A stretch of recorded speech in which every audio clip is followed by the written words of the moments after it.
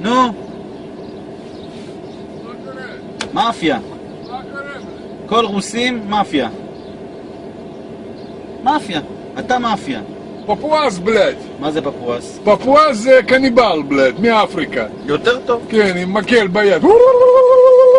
מאיפה זה? מאפריקה. מה זה? זה סופה פפואסים, אתה יודע איזה יום מחר, דיביל? לא. לא? איזה? אתה יהודי? אתה פושע. ואתה לא יודע איזה יום מחר? לא. אתה פושע שנתנו... מחר נגמר המלחמה עם נאצים, 9 למאי, דיביל בלד. אם לא צבא רוסי, אתה וכל המשפחה שלך נכנס באחד סבון של הרגליים נאצים. גם אתה. גם אני, אבל אני יודע, אתה לא. בגלל אתה קניבל. תגיד. אתה בלד נמוך. רגע, יש לי שאלה. ליברמן בצוהר. ליברמן, אתה בלד בבית סוהר צריך להיות ביומיים. בגלל אתה הביאו בלד עופות מקלקיליה בלד.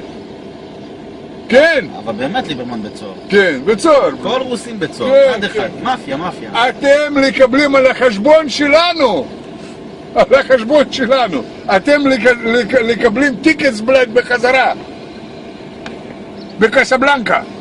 אתה יודע... קסבלנקה בלד. אתה יודע... מרקש. אתה גר במרקש, בלפלמות בלד, יהיה בסדר, לא צריך מיצובישי, לא צריך לעבוד. פלאפל, חומוס, טחינה, יש. ברוך השם בלד, אחד פיתה ביום ואתה שמח. למה אתה פה? למה? תגיד. צריך לעבוד קשה, לשלם ניסים, צבא, זה, למה בלד? היה במרוקו טוב מאוד, אתם חיים בלד, שמש, וואו, בננות, תפתח פה, בנן נפל בלד, מה קרה? דיבילים בלד. שמו אותך פה, להישרף בבודקן.